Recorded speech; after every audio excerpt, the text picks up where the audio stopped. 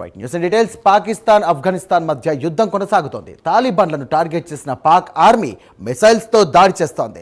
ఇక జబౌల్ ప్రావిన్స్లోని పలు ప్రాంతాలపై అటాక్స్ చేసినట్టుగా పాకిస్తాన్ ఆర్మీ ప్రకటించింది. అయితే తాలిబాన్లు మాత్రం పాక్ అటాక్స్ను అధికారికంగా ధృవీకరించలేదు. తాలిబాన్లు సైతం కౌంటర్ అటాక్ చేసే అవకాశం ఉండడంతో పాక్ ఆర్మీ అప్రమత్తమైంది. బార్డర్ ఏరియాలో భారీగా సైన్యాన్ని మోహరించింది.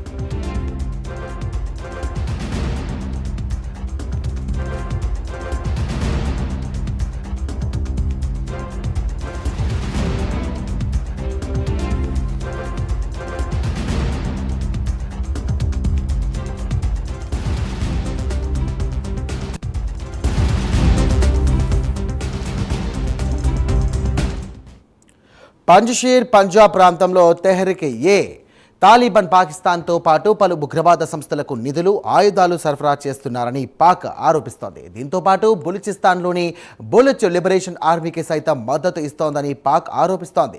మరోవైపు ఇప్పటికే రెండు దేశాల మధ్య డ్యూరాండ్ రేఖ వద్ద సరిహద్దు వివాదం నడుస్తోంది. దాంతో తాలిబాన్లపై పాకిస్తాన్ ఆర్మీ దాడులు చేస్తోంది.